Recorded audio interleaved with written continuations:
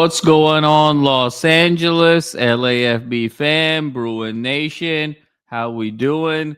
The Madman here for all of your UCLA football needs.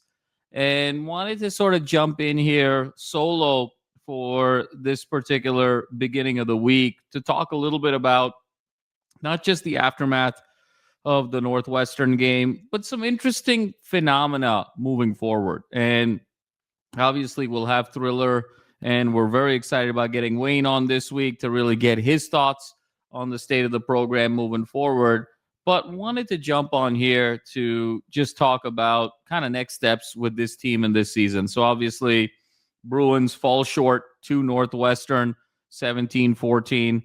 Similar stories, similar themes. It just feels like it's a repeat week over week. Bruins fall behind 17-0.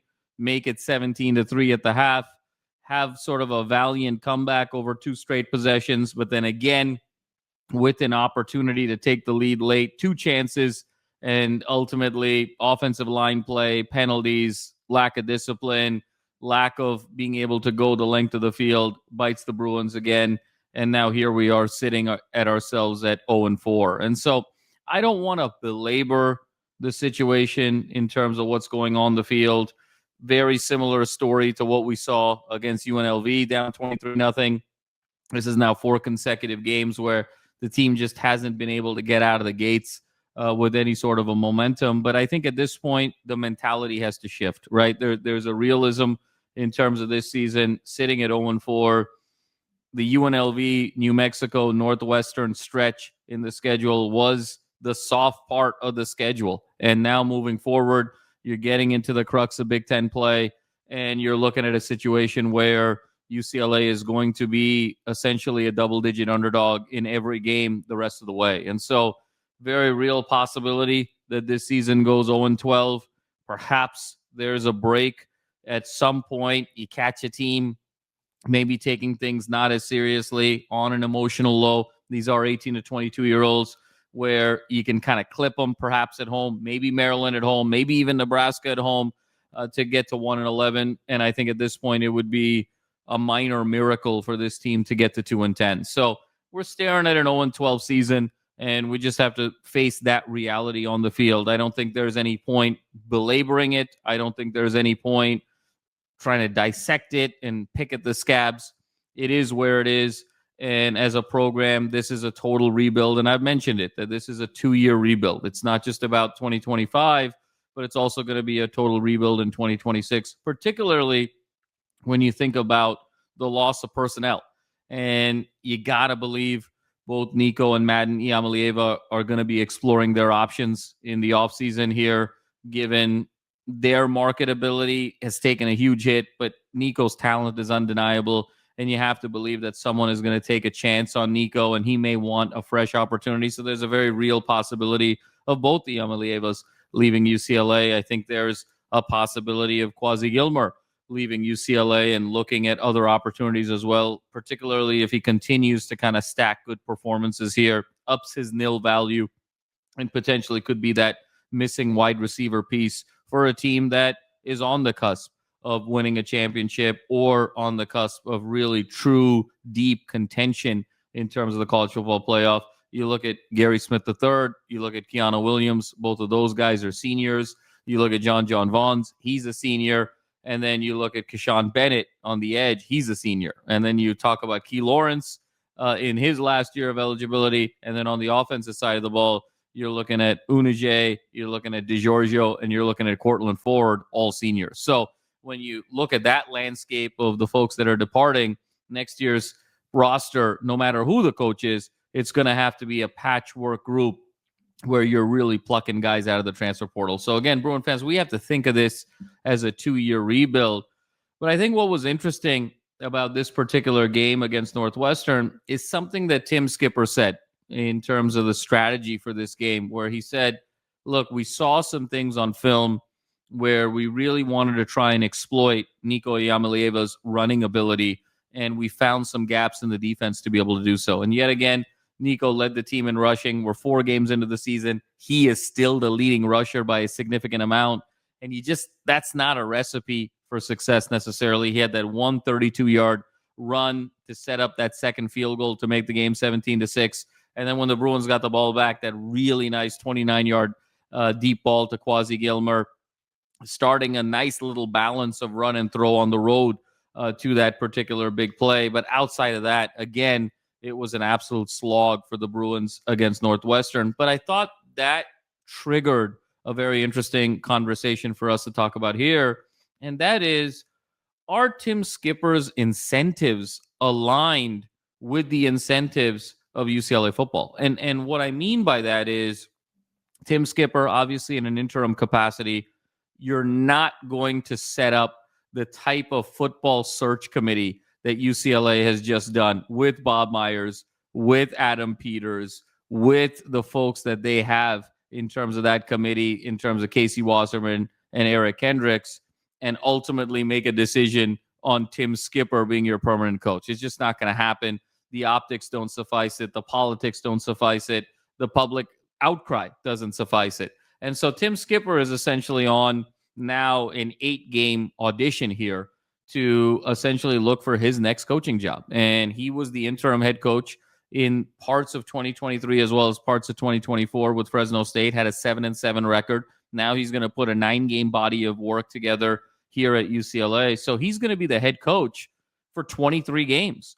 And that is a sample size where he can go out and potentially get a head coaching job at the FBS level, albeit probably not a Power 4 job, but certainly, I think, a Group of 5 job. And so when you look at this from Tim Skipper's vantage point, Tim Skipper is still trying to win football games. And so he's picking players and plays and schemes where they are trying to still win football games, and they're trying to obviously do the very best that they possibly can. But you wonder at this stage, is that what they should be doing from a football program perspective? Because the reality of the situation is this team is 0-4.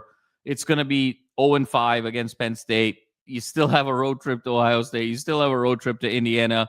As we talked about, the record is going to be the record. There's absolutely zero shot. You have a better chance of getting hit by lightning than UCLA making a bowl game this year.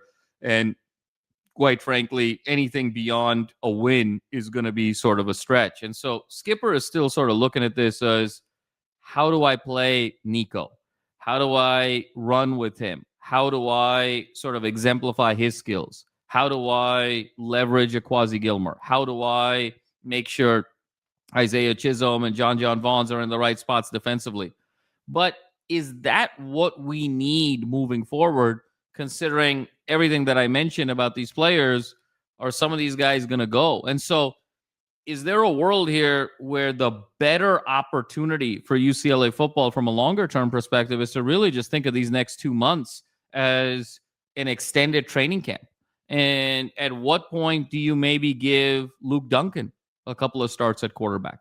At what point do you have a feature back situation in your backfield and really let Javion Thomas and Anthony Woods battle it out for who's going to be RB1 next year? Both those guys are juniors. Why don't you have a game where you give one guy 25 to 30 carries, and then have the next game you give the other guy 25 to 30 carries, and you rotate and you see who your primary RB1 is? Is there a world where you play Jack Peterson more than Hudson Habermill? Because Jack Peterson's a junior, Hudson Habermill is a senior. Is there a world where you start playing Jalen Woods more at linebacker over John Vaughns, because Jalen Woods still has eligibility after this season and John Vaughns does not? Do you start playing the younger guys in the secondary versus the more experienced guys? Because, again, it's an opportunity for eligibility downstream, and these could be your building blocks in this rebuild when you get to the other side in 2026 and 2027. When you think about the offensive line, you probably have 3 anchors right now, longer term: Sam Yoon, Julian Armella, and Eugene Brooks. Is there a world where you start mixing and matching at tackle spots, at guard spots? Sam Yoon has played a ton of center. Do you want to have him off center, just given that body type? Could he potentially play left or right guard? And so it's a very interesting conversation right now. Tim Skipper is trying to get the best 22 on the field today, right now, to try and finish out the season and win football games, but also as an audition, as an interview opportunity for his next job. But the question is, should UCLA be playing their quote-unquote best 22, or should they be playing everybody in a rotational sense to really kind of set up who the next coach is going to have in the 2026 season and beyond? So it's kind of an interesting dilemma here where everyone's trying to do the right thing, but Skipper's incentives may not actually be aligned with the long-term incentives of the football program. And that's why it's so hard when you make an in-season coaching change, because you make that change, but the reality is the market for coaches doesn't open up until the end of November, beginning of December, and that's when you actually put your head coach in place. So in between, it is this rock and a hard place where oftentimes the interim is auditioning for that particular job itself.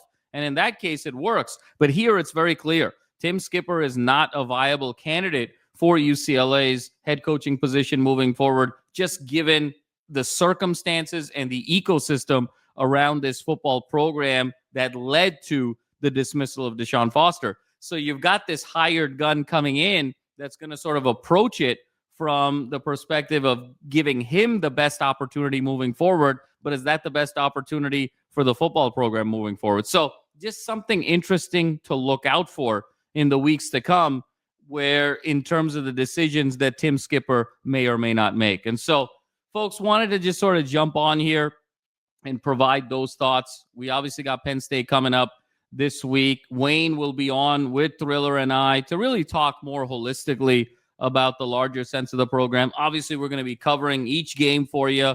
We're going to be breaking it down for you. But we also understand that this is now a glorified training camp here in 2025. So our focus is going to be more on the macro of the program, what we have to look forward to. We're going to deep dive more of the coaching search. We're going to talk about Wayne, about more of his thoughts of the committee. He was on that Zoom call that had 100 members with Martin Jarman a couple of weeks ago, right on that Sunday when DeShaun Foster was dismissed. So get his thoughts there and just overall impressions of the pulse of the program. But wanted to get on, see you guys. It's been a few days, and we'll be right back with you a few days from now with my main man Thriller and the Silver Fox Wayne Cook. And before I sign off, gotta pay the bills around here as always.